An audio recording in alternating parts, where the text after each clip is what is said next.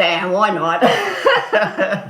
So it was like an Antarctic marathon reunion. By the time the next year came and we all got there was about 7 of us. Is that right? From Antarctica that did it. So it was really cool. Wow. But, wow, it was tough. Really? It was really That's hard. a great recruiting technique that she's got. I know. Wow, incredible. Yeah. And so that's pretty important. So do you want to tell us a little bit about that? Yeah, I hate it. Do you? I hate it with a passion. I'm a strong swimmer, but I don't like being submerged underwater. In a helicopter? Especially when you're strapped with a 3-point harness upside down. Yeah.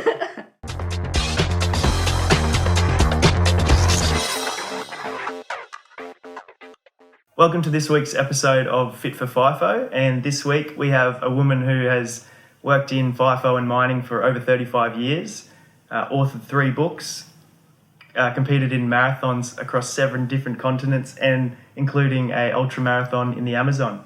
Welcome, Amanda. Hi, Jason. Good to be here. Thanks for coming on the show.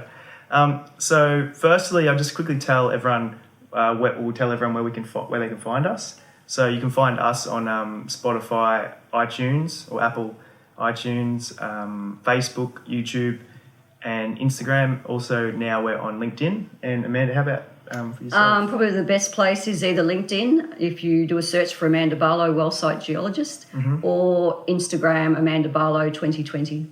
Cool. Alrighty. Now, firstly, let's actually get straight into the beer review, will we? Mm-hmm. So loosen things up a bit. So we've got an IPA called Modus, and I actually didn't realise until I bought it. After I bought it, it's 6%, so we'll have to go slow on these ones. There's one for you. So do you drink a lot of beer? I do. That's all I drink. Yeah. I don't drink wine or spirits at all. Yeah. Yeah, so you've chosen well. All right, cool. And this is an IPA. What sort of beers do you usually drink? Anything. Anything. So hang on. Here we go. Cheers. Cheers.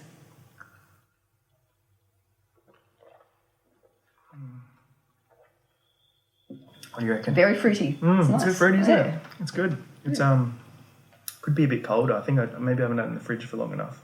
But yeah, it's not too bad. Mind-altering amounts of new world hops, psychedelic reverberation of flavours. So there you go. No, that's bad. That's not bad. Sounds like it'd go down well after a marathon, actually. Yeah, right. That's a good point. What would you rate that? Like an overall experience out of 5, what would you rate it? It gets 4. Yeah. I like it has a bit of an aftertaste, like a bitter aftertaste, but when you first drink it, it's really quite fruity. Yeah. So I love that fruity taste. Yeah. But yeah, then it sort of dissipates and it's... Yeah, I actually had the exact same experience. Yeah. I felt like you were describing exactly how it tasted. So, no, that's perfect. I would say probably about the same as well. Yeah, it's not a bad beer. Although I'm not overly keen on like the real bitterness that you sort of get. Yeah. It's nice. Cool. Well, let's dig into your role in FIFO and mining and what you do and a bit of your story. I guess it sort of started, when I was about 25 years old, Right. so about 35 years ago. And my husband at the time, he worked on drilling rigs and I was working on drilling rigs as a geologist. Right. And he ended up getting sent sort of on oil and gas rigs and I ended up moving out there with him and was living on the rigs with him. Wow. Back in those days, in the 80s, you worked, they were working 3 months on, 2 weeks off. Holy. Out on the rig, so Wow. you're just in a camp with your drilling mates. The whole crew just stayed out there for 3 months. Serious? That was the rotation: 3 months on, 2 weeks off. Usually for the duration of a well. Yep. And then you'd go home for 2 weeks and then go back out to the next one. Jeez. And were you doing the same roster as your partner? I wasn't actually working then. I was working in the camp. Okay. Just with him. Yep. So I wasn't working as a geologist then. Oh, right. Involved in it all though. Right. And then we got married and I had took time off to have 3 children. Okay. And he continued working out there. When my oldest was a baby, I went back out to the drilling camp with him. Wow. So he was like from 3 months to 6 months old. He was living in a drilling camp. Really? Wow.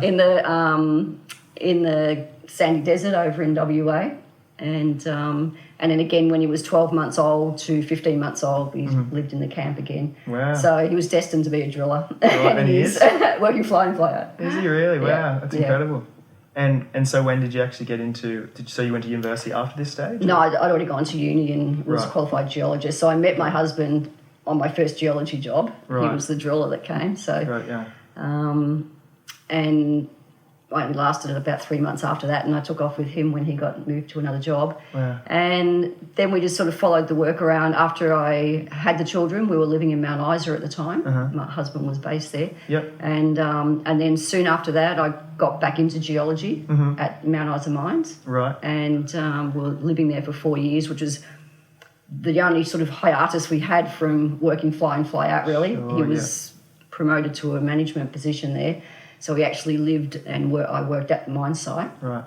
So just driving to work each day. And then once we moved to the Northern Territory, I started working fly in, fly out then. Right. So I was working back in Queensland, in northwest Queensland, Oh, yeah. at Osborne Mine. Right. And I was flying in and out of there for 4.5 years. Yeah, right. It was a good job. I liked it. And so you spent a lot of time working and living with your partner, like in like a mining camp, and also doing a FIFO role as well?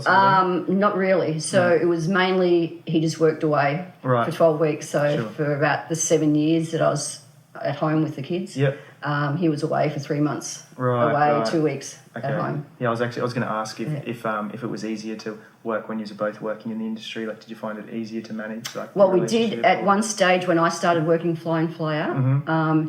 He was sort of had another management position in the Northern Territory, so was working from home. Well, in where we were living.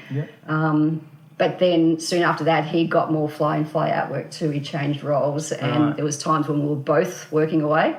So we'd have like a family friend we'd pay to stay in the house for the periods where both of us would be away. Right. Because they were never timed at the same time. Sure. So right. And it was managed. yeah, cool. A lot of juggling. Yeah, I can imagine with 3 kids for sure. And like the career path of a well-site geologist or a geologist in FIFO and mining, so is it 4 years of university? And then, so I did a Bachelor of Science degree in geology. Right. And I did my uni degree in Ballarat, which was mainly a gold mining town. Sure. So it was based on hard rock geology. Right. And that's sort of what I started in. Yep. And that's what I did for the first several years that I was working. And then after I worked at Osborne for 4.5 years, I thought I'd just have a change and try and get some work offshore. And then I started working offshore. Right. So I've been sort of drifting between minerals, oil and gas, coal seam gas. So I've sort of worked pretty well in every industry. Wow. Except coal and iron ore. I haven't done that. Okay. Yeah. For any reason? No, it's just where opportunities have taken me, I guess. Yeah. Yeah. Okay. And I was going to ask. And if someone coming straight out of university, is it hard for them to get into FIFO mining? Not now. There was a downturn in both minerals industry and oil and gas, but both of them have sort of on the rebound now. Sure. Minerals has been pretty well buzzing for the last couple of years, and they're starting to get the skills shortage kicking in again now. Right. So there's a lot of work around for graduates, experienced people. Okay. The opportunities are pretty good again now. Yeah. So oil and gas is only just starting to pick up. Okay. So there's still not too much work around. But definitely hard rock geologists, which is like mining for minerals, as opposed to oil and gas. Plenty of work around. Right. And is there a massive difference between the sort of work you're doing? Huge. Is it? Yeah. Okay. It's like different occupations, really. Right. When I went offshore, I virtually started from the bottom again. Okay. Even though I had several years' experience in minerals. Yeah. I sort of, you have to start at the bottom again. Wow. So it's a completely different career path that you follow. Is it really? It's very rare for people to swap from one to the other. And what's the main differences for someone Money. Money, right. And, twice as much. Okay, there you go. And in terms of the role and the actual work you're doing? It's more technical, more engineering sort of a role, not so much hands-on geology as such. You're not really looking at that many rocks. It's more data collection, drilling parameters, it's a lot more drilling technology stuff than geology, really. Is that right? So it's quite different. Right. And do you sort of, I suppose you're in that role, is your main role communicating with the head driller sort of thing? Our main role is communicating with the drilling crew and the people in town. Right. So we're the intermediary that collects all the data and then advises the drillers if we have to stop at a certain point in the lithology. So normally when they drill an oil well, we'll drill down so far with a certain size drill bit, and then we get to a certain formation where they've got a case off. Yep. So we usually tell them where they've got a case off. Okay. We're looking for a certain formation and a rock type.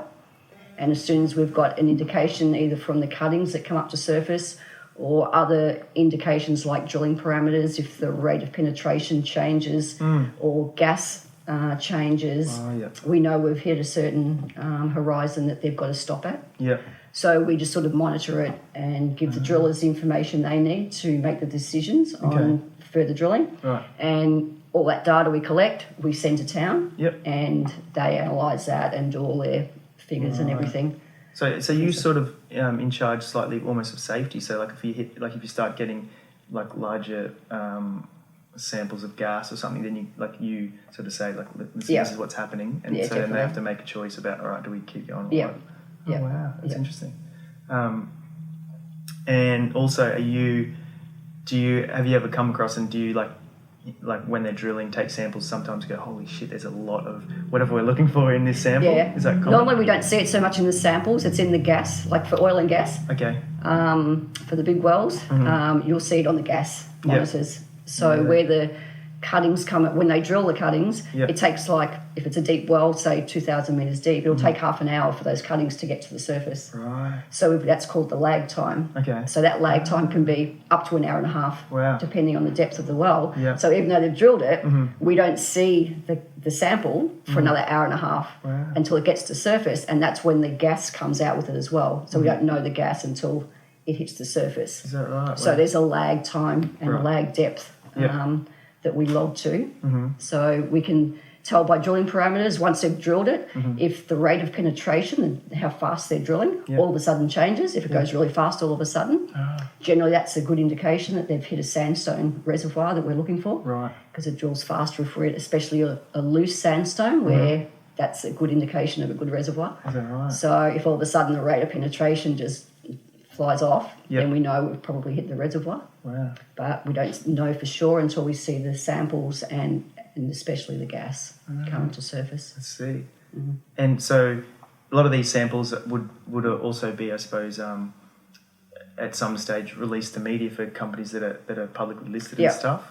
Right. So we have to, the Well-site Geologist, or the big difference between oil and gas and minerals is that everything is done in real time. So all of our reporting, our sample descriptions, everything is done in real time. So as we're drilling it, we've got to collect the samples, or there's mud loggers that collect the samples for us. Yep. We have to look at it under a microscope, describe it, say where we think we are in all the lithologies, and it has to be in real time. And every morning we have to do a daily geological report that's done at like 7 in the morning. Okay.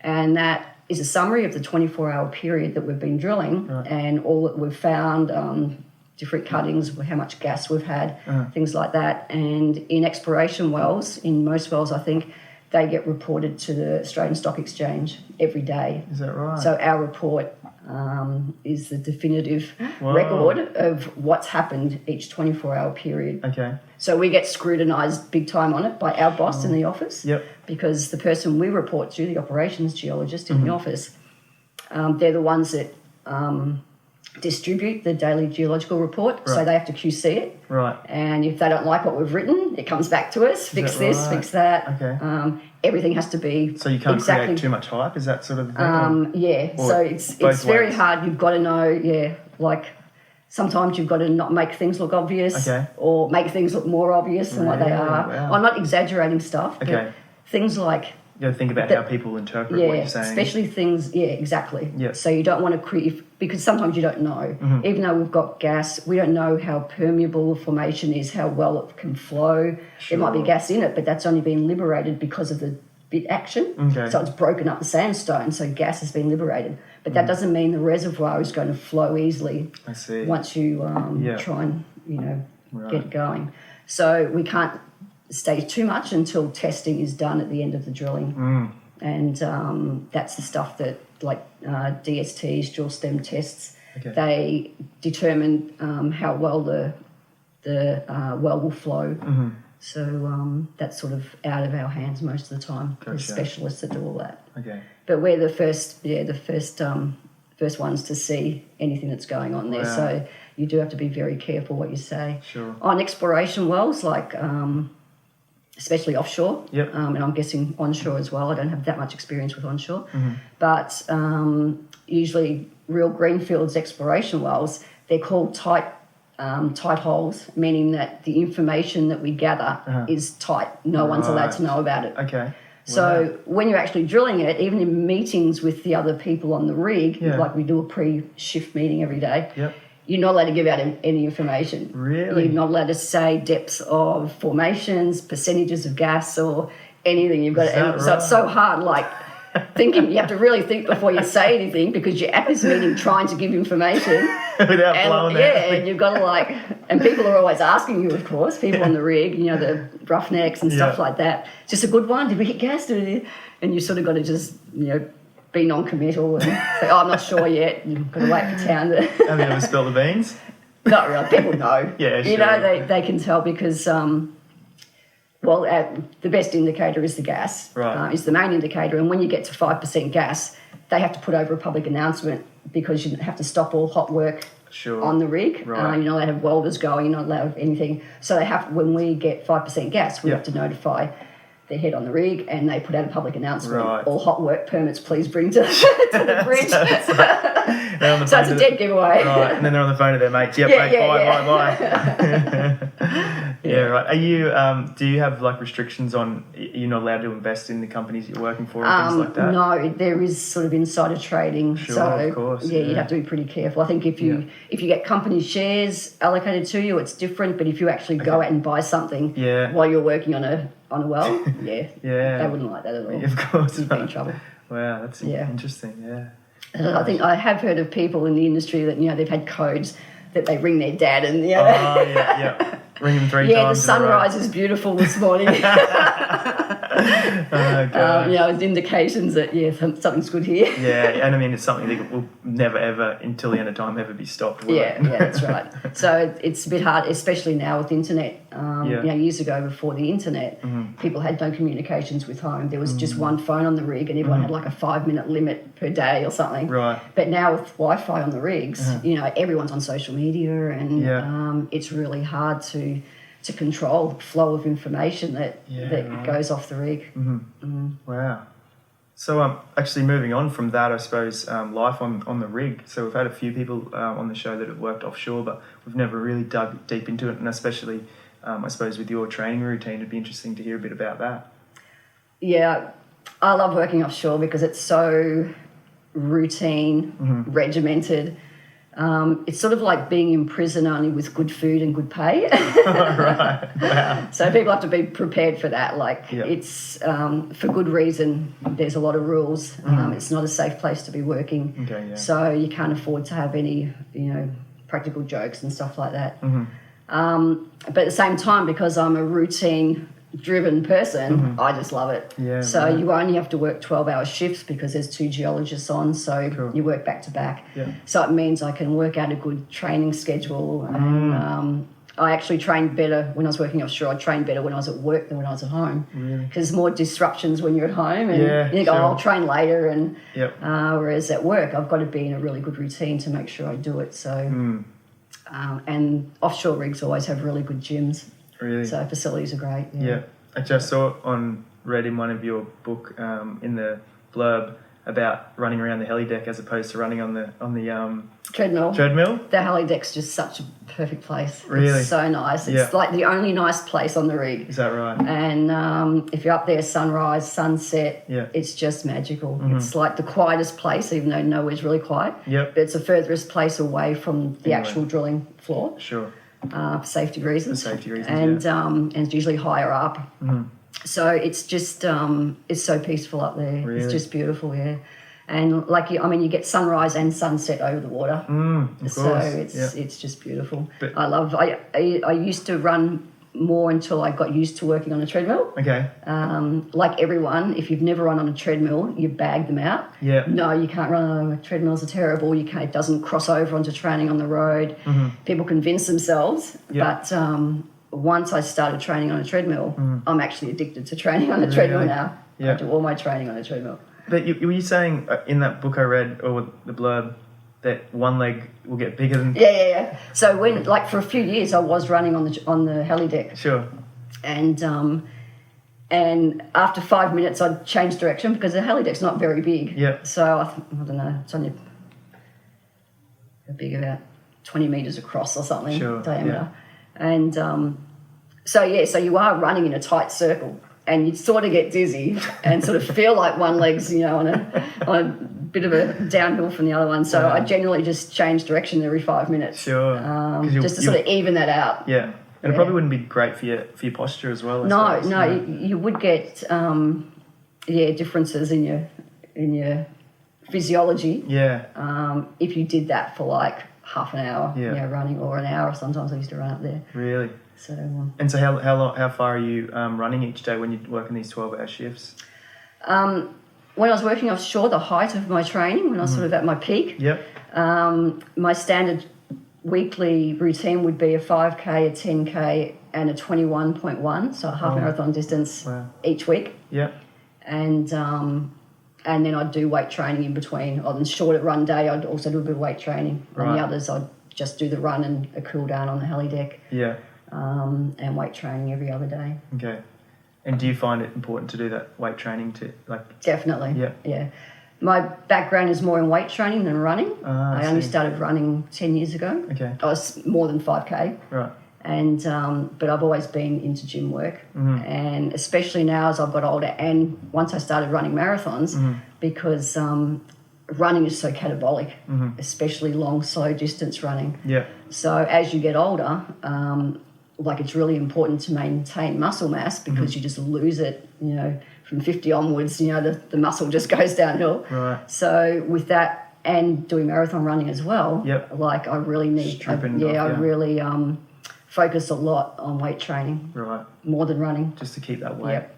And it's also, I've run 56 marathons in the last 10 years, and I've never had an injury. Serious? Ever. I've never done a blister on my toes. Really serious? Wow. But, and I put it down to just weight training. Yep.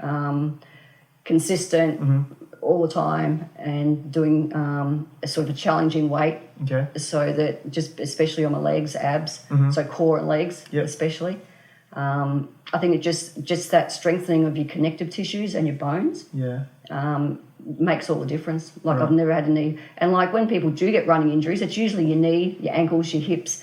It's not your quadriceps, your calves. Yeah. It's the joints. Sure. And that's what weight training strengthens is all the connective tissue. Sure. So you're strengthening all, and plus your glutes as well. So most people don't do weight training. It's lunges and squats. Yep. So it's really the foundation of running is your glutes and your connective tissue. Yeah.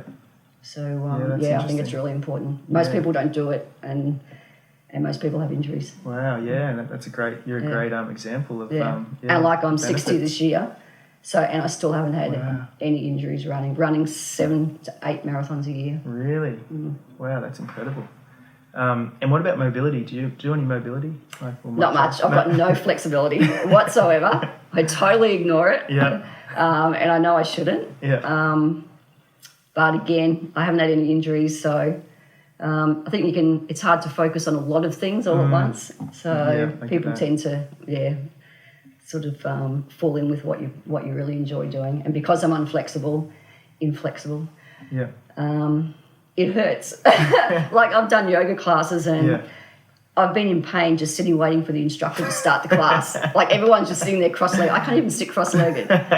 And I'm having to put a wedge under my bum so that I can sort of feel comfortable sitting cross-legged. It's hard for me. It's challenging. So I'd rather spend the time doing weights or running. Yeah, fair enough. Yeah.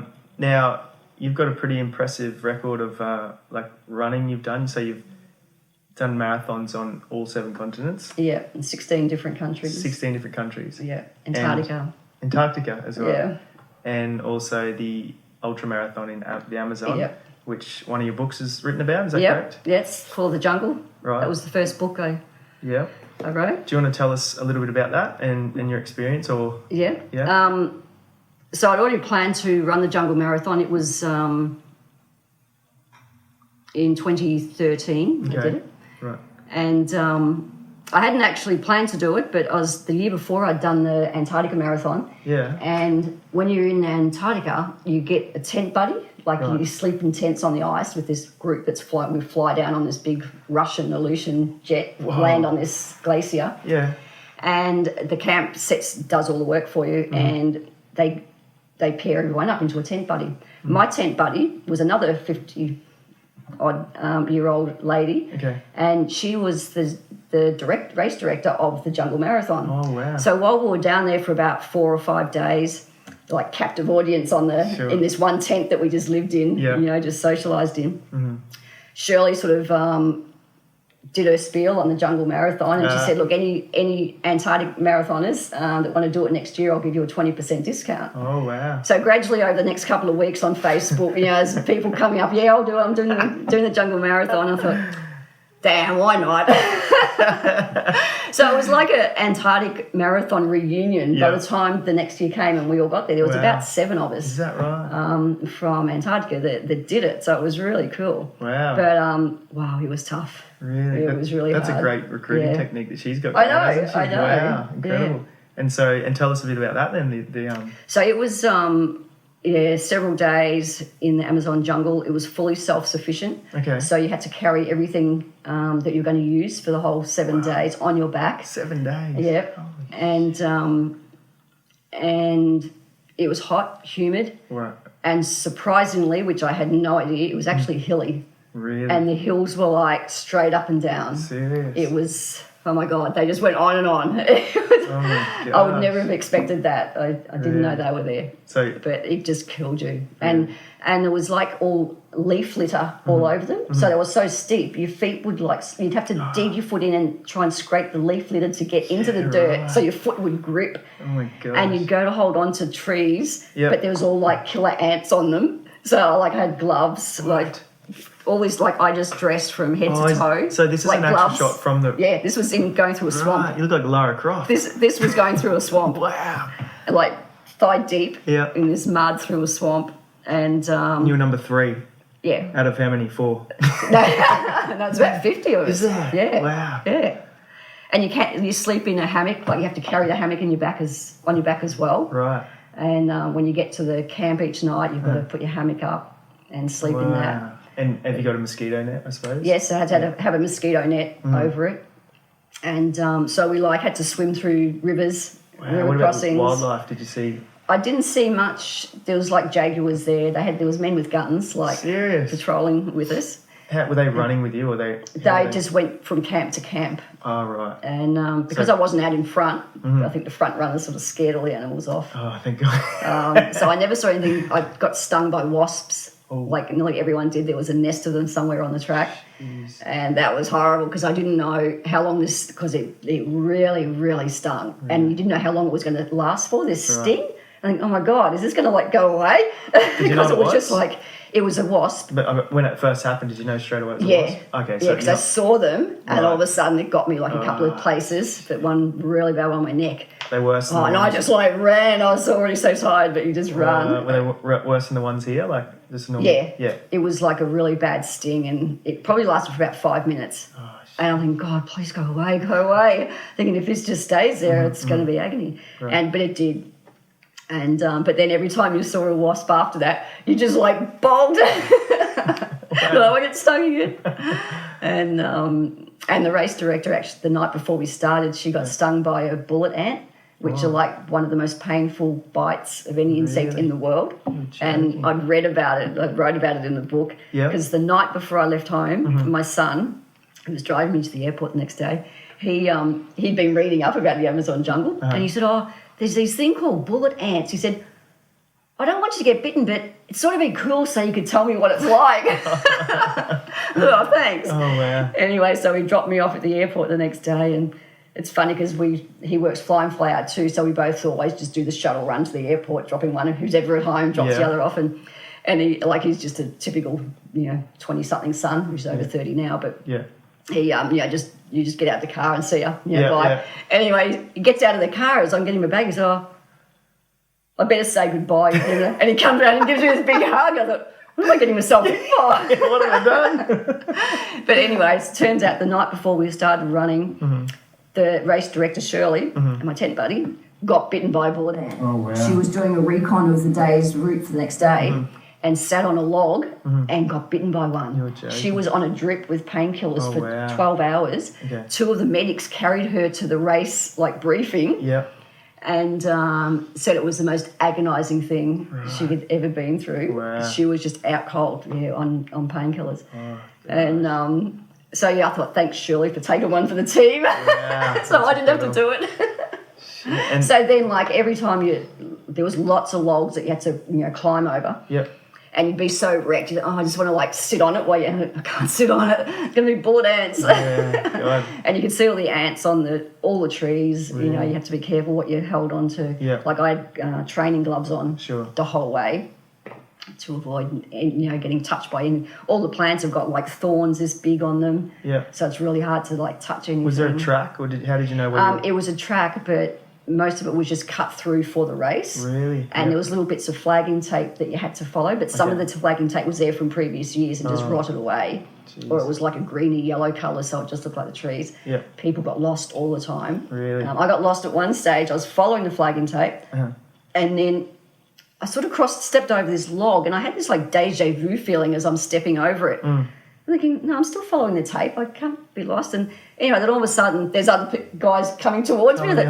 Damn, I'd done a big loop somewhere and was following the track back. Wow. And I just stuck with these people then because I thought, I don't want to get lost.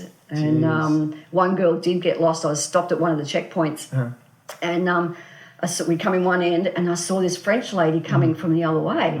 I thought, even in my fatigue state, my brain was thinking, what's she coming from that way? Yeah. And she sort of met the medics and she already had this blank look on her face like she knew something was wrong. She said, is this checkpoint 3? And they go, no, this is checkpoint 2. You were here an hour ago. Oh, she didn't. She'd done all that distance, and she just stayed there for hours. I think Really? I thought, oh my God, I'm glad that's not me. Gosh. So it was a risk that there was always a chance you could get lost. And in past years, you've heard of horror stories of people getting lost out there, and there were such long days that you would end up in there in the dark. Yep. If you did. And how far was the actual the total race? 278 kilometres. 278 kilometres. Or 256, sorry. 256. Yeah. Holy Yeah. shit. So Would you recommend it to other people? If you're into brutal ultra marathons, sure. Wow. It was an amazing experience. Gosh, and how many years and had you been training before that? None. I just Really? I mean, I'd always worked and trained in warm climates, so I wasn't too worried about that. I'd already done was doing several marathons a year. Okay. And so, and I was working offshore, so I couldn't really do much more than what I was anyway. And was the Antarctica one a good experience also? Oh, yeah. Yeah. Yes, it was amazing. And how did you run with? It was just on ice on the glacier. You ran on just with trail runners on. Yep. And you didn't even need that many clothes because you did actually get quite warm. Right. Had a Gore-Tex jacket on, and just layers underneath. Yeah. But amazing scenery. The air is so crystal clear. You can see for miles, and you've got no perception of distance because the air is so clear. Really? And it was it's about 4,000 meters of ice you're running on. Yeah.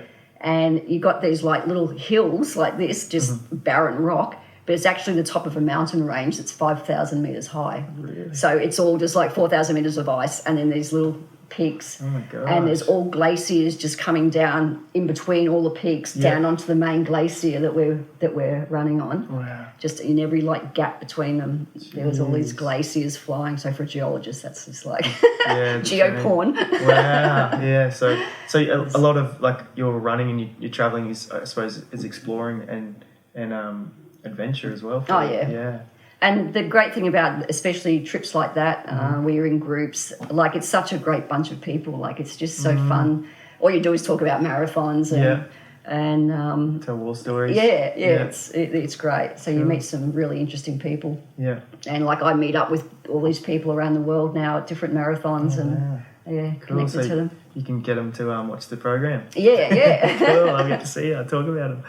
Cool. Well, I might just brush over. So We did a little segment on Faces of FIFO for you last week, I think it was. Yeah. There's a few tips, and I just wanted to dig into those tips and about what they mean. So one of the tips, I mean, it sounds so simple, but get along with people. Now, it does sound really simple, but in FIFO, what's the difference working in FIFO and mining? The importance of getting along with the people you work with as opposed to... You've got to remember that you're not only working with them, you're living with them 24 hours a day. You eat your meals with them. You sometimes have to sleep in the same room with them. Sure. So, you can't just, shut them out when you knock off and go home to your family and stuff. Yep. So you've got to get along or else it just makes it unbearable out there. Yeah. And I've found also in my work, a lot of people sometimes, don't care about someone else's role. They're just idiots over there. Yep. But I found that if I made an effort to get along with people and help them out, they help me. Sure. So it's, it works both ways. Yep. So, if the crane driver's doing something, dumb, I won't get up in because I know I'm going to need that crane driver gotcha. to move my samples around. Yeah. And so the better you get along with everybody, the easier it makes your job, that's for sure. Gotcha, yeah. Okay, that's really good insight. Now pretend it's your perfect job. I think you have to if you're out there, otherwise you'll just make yourself miserable. Yeah. You're working 12 plus hours a day for up to 4 weeks straight. Yeah. And if you're just dreading every single moment of it, it's a long 4 weeks. For sure. So you just got to make the most of it. And again, getting along with people is a big part of that. Yeah. So, you make it as much fun as you possibly can. Exactly. And I always like to talk to people on a personal level, find out about their family, their kids, and it makes people more at ease, and you sort of get along better. Because you see people, all they talk about is the work, the job that you're doing. Yep. But once and especially if you remember, you can see how people feel more at ease. Like you'll get back on after a few hitches, and you meet up with someone because with different rosters, sometimes you don't see people for a few months again. Yeah. And you'll see someone that you remember they said that their daughter was just finishing HSC or something. Yep. And if you all of a sudden you see them at dinner and you say, "Oh, how'd your daughter go in her exams?" And it's a big thing for people when someone remembers something about you personally. Yeah, and you find that you just gel with people a lot better. Definitely. So I tend to try and do that. Yep. I don't do it in a false sort of a way. No, I am genuinely interested, that's right. and it just makes your time out there a lot more fun. Creates more depth in your relationship. Yeah. To just the surface work talk, which is I get that completely. And I think probably guys aren't used to that because men don't usually communicate like that as much as women do. Yeah. So I think that's a one up for women that we sort of have that personal touch. So it does make it a lot nicer environment to work in. Definitely. Yeah. And to introduce that as well into the industry as well is a good thing. Yeah, Try and promote it. Yeah, that's great. Now the final one you had was if it's not for you, get out. Oh, definitely. I mean, it's a very big issue for a good reason. Mental health issues in the fly in fly out industry, and because I've been in it for so long, for 35 years, and back in those days, like I said, we worked 12 weeks on, 2 weeks off. These drilling crews. Yeah. And but it was so different. You can't compare them at all. And I know if now there's just so many fly in fly out places in Australia. Yep. It was only small back then. So now it's more mainstream. Yep. But it's not a mainstream lifestyle that most people can handle. Yep. And because it's so well accepted now and everyone knows about it, everyone just assumes that, I can do it. Yep. But it's not for everyone. Sure. It's people have to be aware that it is like being in prison. Yeah. Exactly. You're isolated. Institutionalised. Institutionalized. There's so many rules and you can't always call your family every day and so for people, people are social beings. Yes. And so once that's taken away from you, people that have never had to experience that before will find it really difficult. Yeah. So if you find that you're really struggling with relationships when you're out there, you really have to reconsider whether it's for you. Yeah, sure, and accept that. I think it's important that sometimes, it's just not for you. I think that also comes back to, you mentioned earlier, about how productive you feel, like when you're working in FIFO or when you're on rigs and stuff. And I think like that the whole environment is created for productivity. Oh yeah, absolutely. Like even down to the way you eat, like you can get in, eat and out in 15 minutes, you know, and that's like almost impossible at home when you're going to prepare your own food. And even like I believe like it's designed like this, which makes sense, is like the camps, they're very dull, like really, you know, not too many colours and stuff, so that you're on this one track mindset, you know, you just like to continue, which I mean, it works great, and it can actually, you can use that to your advantage when you, if you're trying to do something outside of FIFO, you know, in your spare time. Yeah, that's right. Yeah. So, well, just touching on that, like, if you only work a 12-hour shift, only, I'm used to working like 24 straight now. Sure. But that still gives you time to like do other things, and if you're going to be looking at doing FIFO for long term, like I found it was really helpful to be studying something else at the same time. Sure. Having an interest outside of it, other than just sitting in your room and watching movies or something, like just being productive. And I sort of enjoyed that side of it. Doing, you know, having achieved something when I get home. And then you don't have to do that study when you're at home. Exactly, And it's more time to spend with your family. I found, I was talking to a friend earlier actually about it, that my planning for what I do outside of work hours, like I put it down to 15-minute blocks, because it's that, like you have that, you know, not have a lot of time, so you've really got to get done, and you actually just get it done, and you're really efficient. Like, it's really interesting, isn't it, how you operate? No, you've got to be routine driven. That's for sure. Otherwise, it would drive you nuts out there. Yeah, definitely. Now, let's dig a bit more into the other books that you've written, and just talk about what they're about. And so I hadn't sort of planned on writing any books. They just sort of happened over time. So the Jungle Marathon book happened because the rig I was on wasn't going to be drilling for about a 3-month period. Okay. So we knew that we'd have 3 months of downtime. Wow. And I had to go home. And I thought, I hate wasting time, you know. I hate not being productive. And I thought, well, what can I do in 3? I don't want to just waste 3 months of my life and not have anything to show for it at the end. That's great. And I thought, oh no, I can write a book about the Jungle Marathon. Wow. And so I had this really steep learning curve on how to write a book. And in the 3 months, I hadn't quite finished it, and I was still having someone proofread it for me when I went back on the rig. And then just before I finished that hitch, I sort of hit the publish now button on Amazon and published it while I was on the rig on Amazon. That's incredible. And so did you use a publisher, or is it just Amazon? So I've just self-published on Amazon. Cool. It's so easy, and it's they have so many good tutorials, and every step of the way you just sort of Google how do I do this, and teach yourself every little step. How many pages? 256, I think it is. 256. Wow. So that was, and then I went back to work for a while, and then the downturn came, and I knew I was going to be off work. You know, could have been at the time I thought just a year was going to be a long time. 3 years later, I was still going.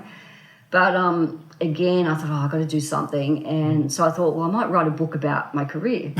And so I was sort of being active on LinkedIn, trying to keep my name up, you know, popping up and just being connected to people in the industry, so I could, you know, feel the pulse of, you know, what was going on.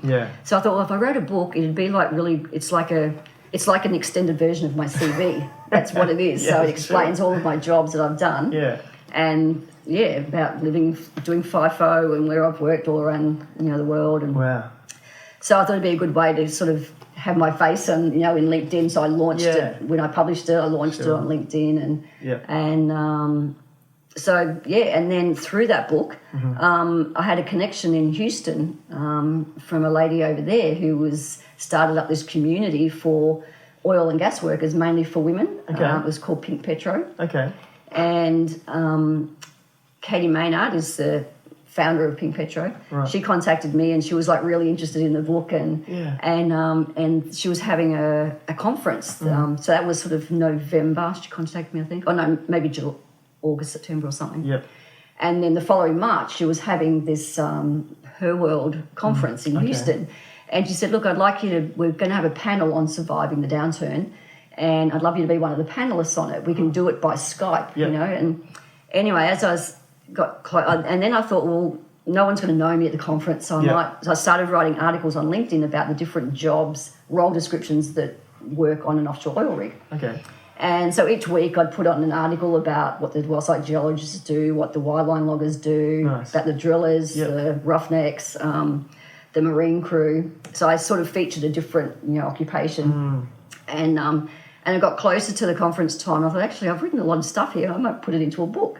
Wow. And so I put it all together in a book and called it Offshore Oil and Gas People. Oh, right. And I thought, well, I can take this over to the conference with me. Wow. So again, I had a 3-month limit that I had to get it all done so that I could get the book sent to Houston in time for this conference. Yep. So I managed to do all of that. So I sort of had this book. It just I felt that it gave me a bit more, I'm a bit of I know what I'm talking about. Yeah, sure. Authority Definitely. On offshore drilling. So, and plus most people that would be at this conference are all office work in the offices, not on rigs. Yeah. So most of them really don't know anything about what happens. It's called upstream. So, sure. oil and gas. So I thought it'd be a bit of as I said, overview of offshore drilling operations. So it's very basic. I'm not an offshore driller expert at all, but it's just how I see it, because a lot of people don't even know what sort of occupations there are on the rig. Yeah. So for people wanting to get into the industry, they can have a read of this and see what it is and the different sort of listed companies for different occupations that you'd be able to contact and what it's like working offshore. And points of interest. Is it written in a novel style format? No, it's actually more just a technical sort of thing. Right. It's not a fictionalized version of someone working offshore. Right. It's just stating all the facts of what these people do. Okay. The qualifications you'd need to do each of these roles. Yep. The sort of rosters each role works, because everyone's so different. Yep. That's a good one. So it was just information, and also for people, maybe families of people that work offshore who have no idea what their partners do while they're offshore. Sure. It gives them a bit of an information as well. And I think it's a great, all these books, well, these two in particular, I suppose, it's just such a great sign of someone who takes pride in their work as well, which is great. Yeah, you have a lot of knowledge, and I guess you don't really think about it until once I started writing the book, and that's especially why that second book came off, because I thought, a lot of people don't have any idea what goes on out there. Yeah. So it was just a way, and again, just a way of keeping busy through the downturn and keeping my mind ticking along and trying to be productive. And that, I suppose that taking pride in your work almost comes before enjoying your job, doesn't it? It's something you sort of start doing, and then enjoying your job is a result of that. Yeah, that's great. Cool. Just another thing about so working offshore, you have to do your BOSIET. That's pretty important. So do you want to tell us a little bit about that? Yeah, I hate it. Do you? I hate it with a passion. I'm a strong swimmer, but I don't like being submerged underwater. In a helicopter? Especially when you're strapped with a 3-point harness upside down. Yeah. And you've got to push out the window to escape. Right. Just knowing when to take that breath when the capsule's going underwater. Yeah. And it's filling up with water. Right. I just get so anxious about it. Yeah. The stress makes you not be able to hold your breath for very long. Yeah. If you're just relaxed in a pool, you try holding your breath, you can probably do it for 10 times longer than what you would in that situation. Right. And maybe Wim Hof's method. Have you seen Wim Hof, the Iceman? Oh, he has this controlled breathing thing that he does. Well, I'm seriously considering doing one of those free diving courses to try and figure out how to kill my anxiety and help me relax, because I know that a lot of it's in your mind. Yeah. And there's a few on the Gold Coast actually. Oh, is it? Good ones. Yeah, a lot of surfers and big wave surfers and free divers and stuff too. I have to, because I've only heard of people going to Vanuatu and places like this to do them. No, there's one. I think there's a couple on the Gold Coast. Yeah, that'd be good. Because it does freak me out. And so what happens? You're in this It's a simulated module. Yep. It simulates just the seat in the chopper and the 3-point harness. Yep. And you have a life jacket on. And you got other people in this. So it's about 10 at seats. Yep. And so I practice it because... And it's representing a helicopter. Yeah. Yep. So usually when helicopters do ditch, they will turn over because the rotors are so top heavy. Right. It causes the chopper to capsize, to turn around. Right. And so the idea is that you go under and the water fills up and then the module rotates around. So it's on this track thing that's suspended. and it rotates, and you're not allowed to start trying to release your belt until you feel there's a bit of a jerk when the motion stops, so you know when it's fully upside down. Right. It's simulating a proper helicopter crash because you can't try and escape before it's completely turned over because you'll hit the rotor blade. The rotor blades will still be going. Oh, yes, of course. So, you know, that's part of the theory that you've got to wait until that movement stops and then try and escape. Yeah. So by this time you're upside down, and it doesn't sound that traumatic, but you've got no idea how you just... How you're going to react in that situation. You just don't know. You can't... It's hard to pick which way is up and down, and there's a whole process that you go through that you have like your hand on the window and or your hands like different places, and then you have so that you reach for the window and you know where it is straight away with this arm. Yep. And you're so disorientated. It's really unbelievable. Wow. Until you actually do it, you don't realise how freaky it is. Yeah, sure. And then, so the process is like you reach for the window and then you push the window out and like pull yourself out and then swim up to the surface. So you're burning so much nervous energy as well. Yeah. Wow. So you come up, I suppose you're just gasping. And do you get scored or you have to pass? So there's usually about 5 ditches that they do. So they do it in stages. So the first one, there won't be any windows in the frame, and you just go straight down without turning, and then you go just swim out. Then it will go down and they'll put the windows in, and you've got to practice pushing the window out. There's beading around the window, so you pull that beading out and then push the window. Gotcha. And then you get out without sort of having to go do it upside down. And then, so they ease you into the full thing, and then it'll go down, I think, without the windows in and rotate, and you just go out. So each change takes a few more seconds to have to think and do something, react. Okay. Yeah. Wow. And how often? And there's all sea survival training as well. Right. Yeah. Oh, okay. And how often do you do that? Every 4 years. Every 4. You have to renew it. And there's a difference as BOSIET and T-BOSIET? Yeah, so BOSIET is just cold water. T-BOSIET is tropical. The T's for tropical. Gotcha. And so you'll actually do that same thing in the only difference is the cold water one actually uses a respirator rebreather thing that you have to use. Okay. So in places, I know the North Sea do it. Yep. So I've worked over there, and you have a rebreather like a bladder, and it gives you an extra few minutes that you can breathe into it, and you can breathe back off your own exhale breath to give you a few extra minutes to escape. To get out. Most tropical places don't do that. The T-BOSIET doesn't do the rebreather training, but the cold water one does do it. Okay. So that's the only difference in the two. Right. Oh, interesting. So that's one of your least favourite things. Oh, I hate it. Yeah, right. Okay. And I suppose apart from that, like 35 years in this industry, what are some of the biggest challenges you've found? I guess adapting, because I've sort of worked different roles, and I've always worked as a contractor, and Well-site Geology is contract work. Okay. So you're always adapting to new companies, new sets of rules, learning new stuff, learning the geology of new fields that you're working in. Yep. So you're always out of your comfort zone. Yeah. You're always having to, start from scratch again in a new job, in a new company, in a new field, and and learn the way around the rig every time you change rigs. Yeah. And fill out your paperwork every time you apply for a job. Yeah. And all the safety systems and everything. Yeah. So you have to be prepared to go through a lot of that stuff when you're a contract geologist. That's for sure. Yeah.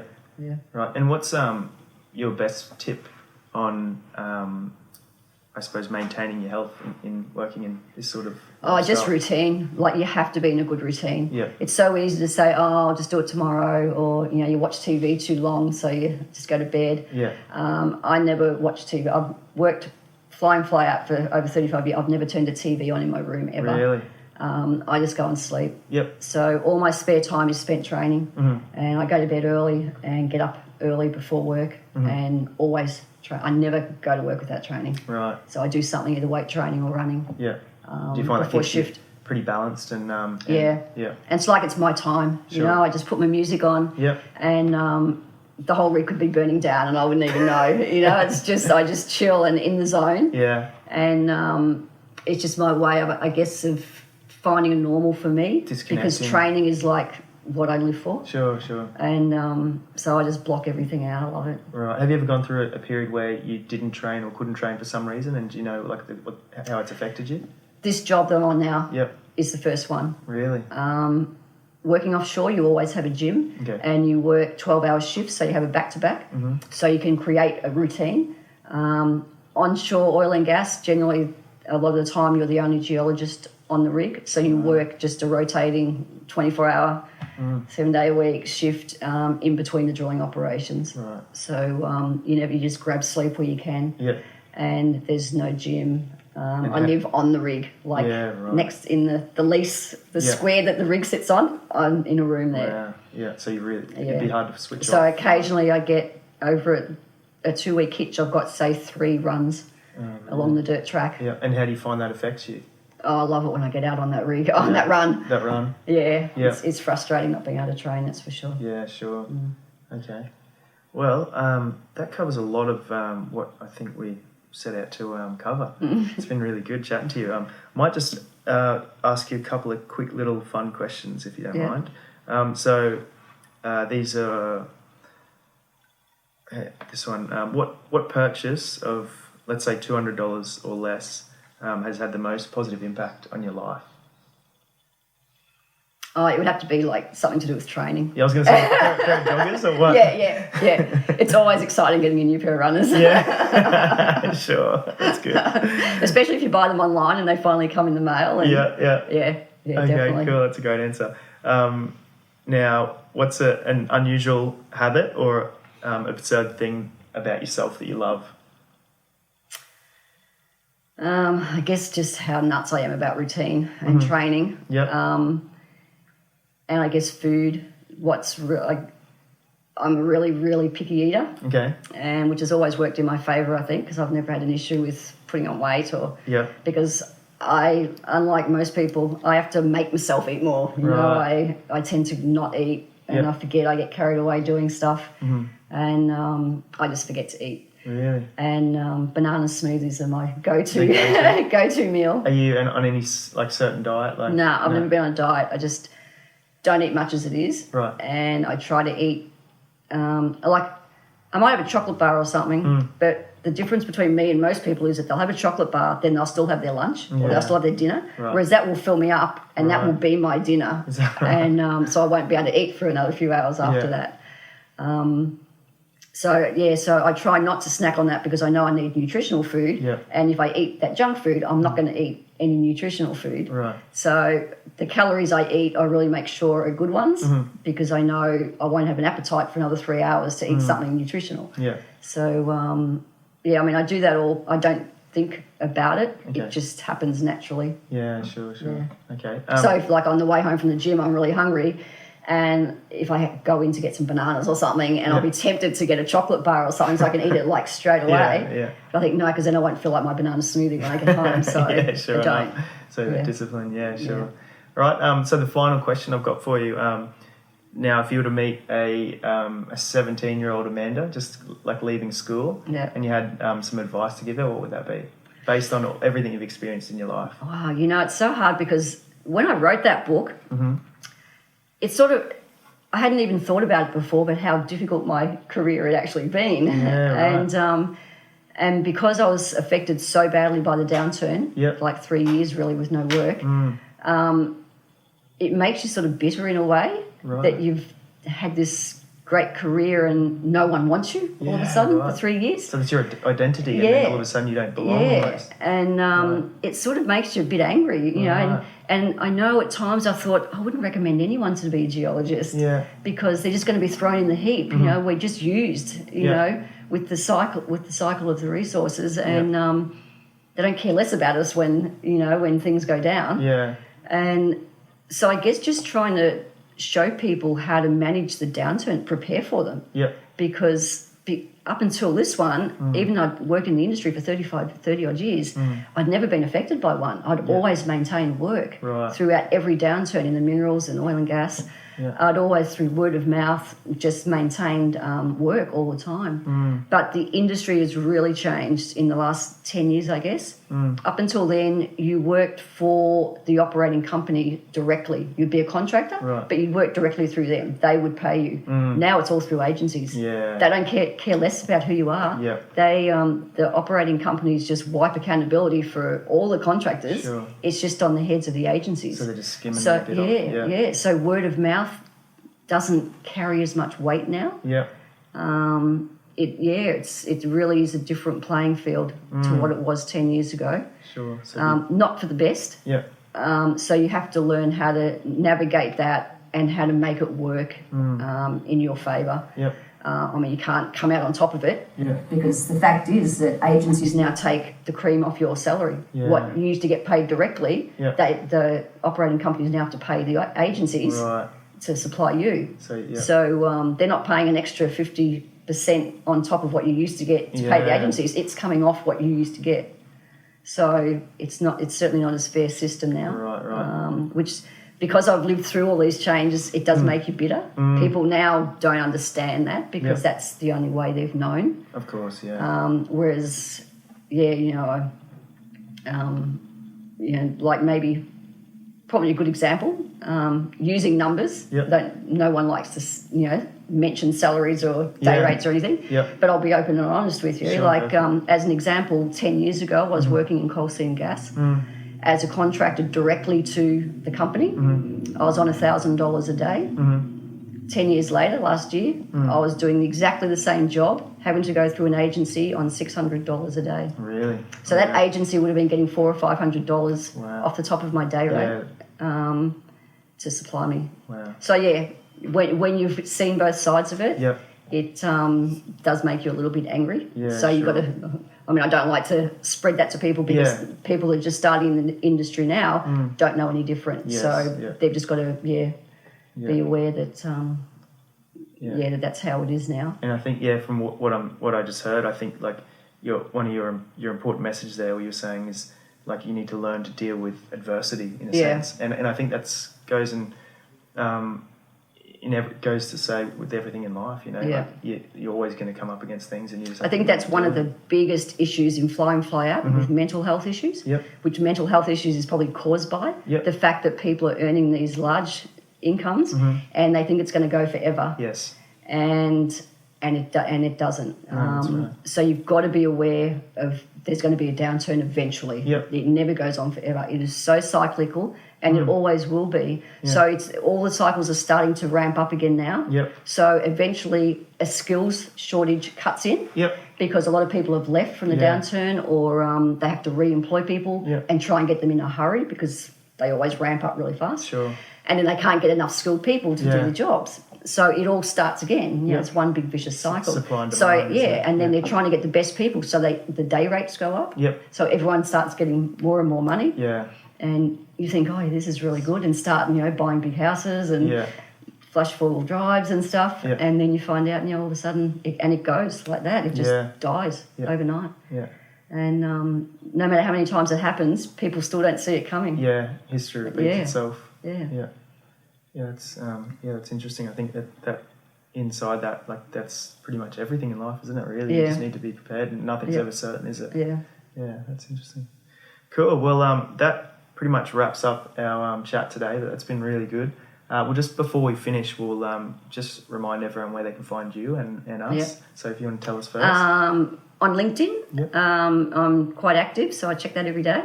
If you search Amanda Barlow, Well-site Geologist, I think there's a lot of Amanda Barlows, but just put Well-site Geologist in and you'll find me. Or on Instagram, Amanda Barlow 2020. Cool. And we tag a few of your posts, so people might see them on there. But for us, you can find us now on Apple iTunes, or Apple Podcasts rather, Spotify, YouTube, Facebook, Instagram, and now we're on LinkedIn. So, give us a like and a subscribe and all that sort of stuff. That'd be really great. Follow me on Instagram. So I usually post all my training, like when I'm training desert and stuff like that to sort of keep people, even mostly because my friends and family, because I have no routine, they don't know if I'm home on the coast or in the desert or what. So if I just put pictures up every now and again, they think, oh, she's at work. Sure, and you put some beautiful photos up too as well. Some from some of the spots you work. I've seen some great photos. So you try to find the beauty in even the worst places that you have to work in. Yeah. So it's sort of I did an iPhone photography course just online, and it actually made me look at things in such a totally different way. I see beauty in everything now, because you sort of learn how to maximise a photo and, get it the best you can. And, I'll be running on this desert track that's got nothing but a few salt bush things, and you see some perspective, you think, that'd make a really cool photo. Nice. Yeah, that's cool. So, it just gives you something to think about. Great. Cool. All right, Amanda. Well, thanks again. And, thanks for tuning in, guys. We'll see you soon. Cheers.